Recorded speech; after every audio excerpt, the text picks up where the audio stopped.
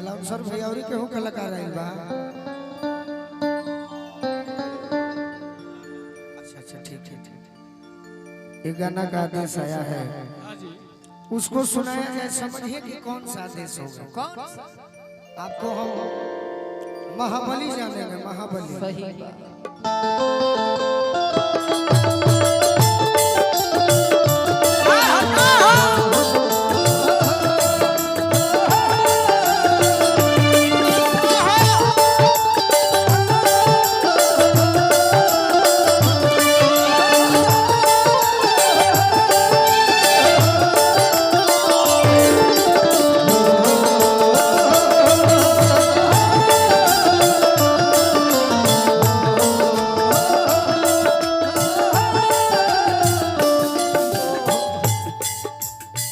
लड़की को हर दिया कि ये सब का कही ऐसे गाना सुन ले हो, ताली बजा के आशीर्वाद दी। फरमाइश बा आज हो पहिला मिलनवा, मिलल सुजनी के सजनवा, पहिला मिलनवा, मिलल सुजनी के सजनवा, हमारी अनयन गुलाब नियन खिलल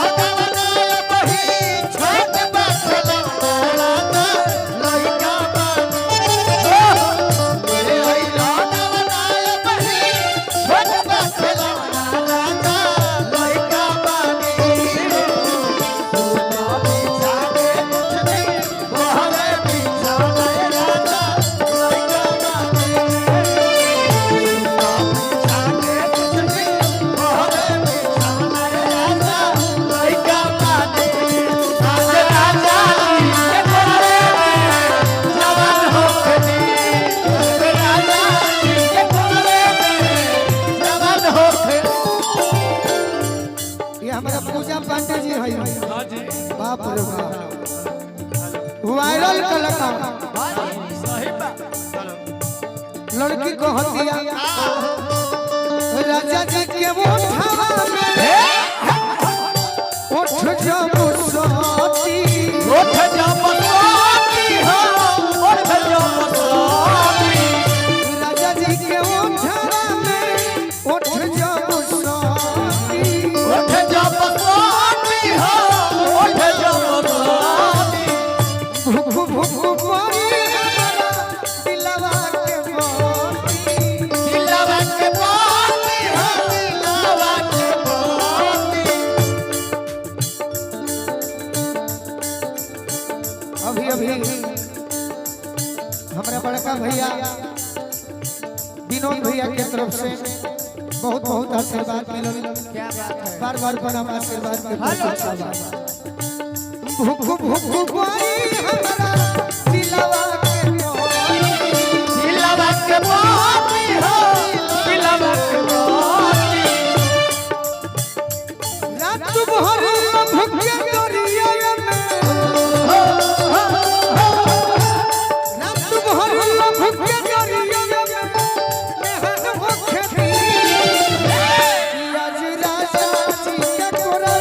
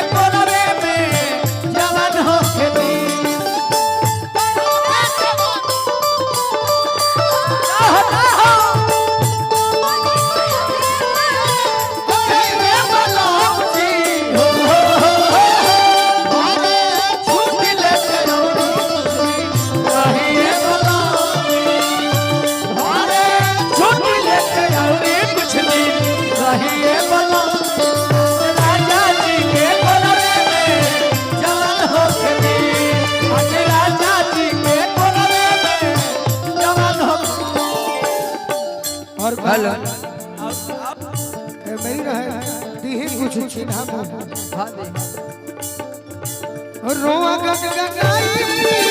पिया कोरा जब उठाई है कोरा जब उठाई है हो कोरा जब उठाई है रोआ गगगाई पिया कोरा जब उठाई है कोरा जब उठाई है हो कोरा जब उठाई है ठाकुर मनोज हमर जियाला जुड़ई है जियाला जुड़ई है हो जियाला जुड़ई है ठाकुर मनोज हमर जियाला जुड़ई है जियाला जुड़ई है हो जियाला जुड़ई है इयो गोलू राजा के गोलू राजा के परेशान होके दी तनी कबार का नाच दलो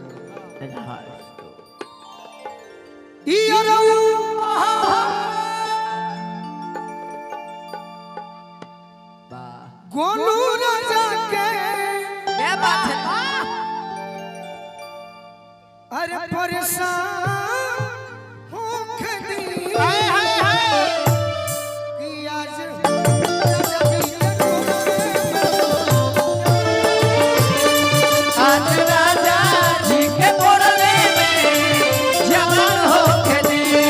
राजा जी के बोलने में जवान होके दी आज राजा जी के बोलने में जवान होके दी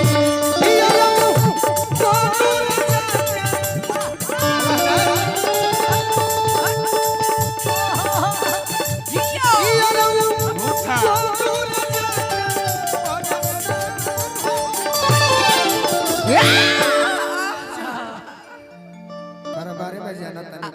हर मारल के हुआ चल रही कि आज राजा